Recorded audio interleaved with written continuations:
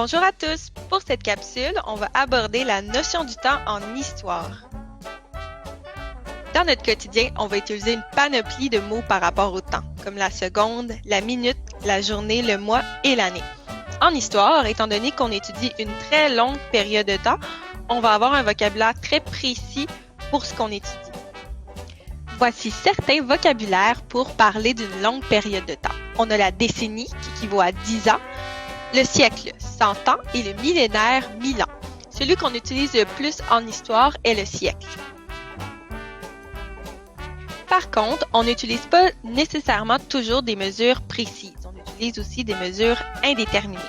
Par exemple, on a la génération, donc la date entre la naissance d'un enfant et celle de ses parents, et aussi une époque qui est marquée par un personnage ou un événement important, comme l'époque de Shakespeare.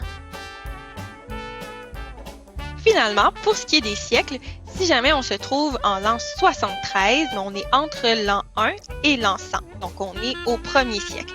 Si on est entre 1701 et 1800, on est au 18e siècle. Et aujourd'hui, en 2020, on est au 21e siècle, une ère qui est caractérisée par la technologie.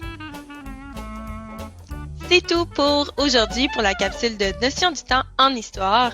J'espère que vous n'êtes pas trop déboussolés par toute l'information.